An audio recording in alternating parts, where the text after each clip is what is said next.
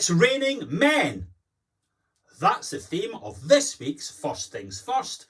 I'm Alistair McIntosh from the Housing Quality Network. Last week we held our annual conference. We did it over video. Tremendous, hundreds of people there, lots of good speakers, lots of participation. If we'd held it at a hotel in central London, it would have had to be cancelled because of the flooding at London Euston Station. Are we at risk of the climate change conference in Glasgow later this year being cancelled due to, wait for it, climate change? The Bank of England is asking banks and insurance companies to stress test for the impact of climate change and decarbonisation. And I thought this week it would be interesting to look at that in the context of housing. So here goes. What's the first thing the Bank of England wants us to look at? The costs of the transition. How much money will it take to decarbonise our homes? I go around the country and I see many business plans. Lots of you have taken steps to predict the costs of climate change, and that's great. Some of you have looked at the funding, and that is when the wheels come off. At best, organisations can pay for roughly half the costs of decarbonisation out of the resources they're likely to have available. No one knows where the other half will come from. That's why the Royal Institute of British Architects is calling for special grants to be paid to housing associations and councils to meet these costs, and I agree with that. We are at what you might call the old stock transfer moment. There's no possible way of meeting the costs of decarbonisation from the resources we have or are likely to have, so it's time for fresh funding. Luckily, we will have the Brexit bonus, won't we?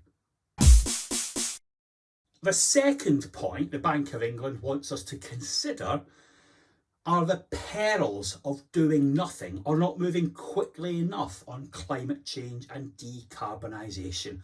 And we've seen that this week, haven't we? The flash floods in Edinburgh, the flash floods in London caused lots of disruption, but nothing at all on the scale of what we've seen in Germany and Belgium, where there are 170 deaths. Very worrying indeed. According to King's, there are 36,000 additional deaths every year in the United Kingdom due to air pollution. A recent report in Scotland suggests there are 2,000 or so deaths every year, additional deaths due to air pollution. And on top of that, there's damage to the population, things like dementia, diabetes, underweight babies. I was myself only at 4 pounds, causing real damage to the population. How can that be fixed? One of the ways Glasgow Council has tried to do that is by putting in cycle lanes. And some of these were put in at the east end of Glasgow, near the home of one of Glasgow's most famous football clubs. And their big burly fans objected to these cycle lanes in case they tripped over on them. Oh dear, oh dear, oh dear. Bless their little cotton socks. The third thing the Bank of England says we need to look at is the economic impact of climate change. It will probably destroy for all time the value of oil and carbon assets and shares. Will we find alternatives? That is one for the future. If you want an indication in real life of the damage caused by the destruction of value in carbon-related assets, look no further than the granite city of Aberdeen. There are 3,000 long-term empty properties in Aberdeen because the oil industry fell off a cliff. Worse than that, many of these properties were bought when Aberdeen was booming. So plenty of folk are in negative equity. But if you Google houses in Aberdeen, you'll see that the builders are still building. Why is that? Well, according to the builders' sites, the homes are selling. When you examine the small print, they're selling with lots of incentives. So are even more people being locked in to negative equity.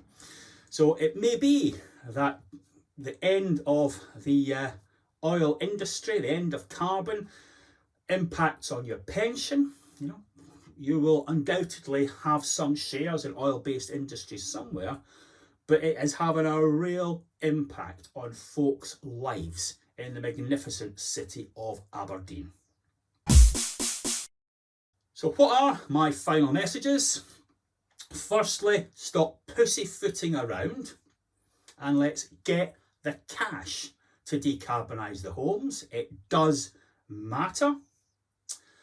Secondly, why on earth aren't we taking the deaths from air pollution as seriously as we took those from COVID?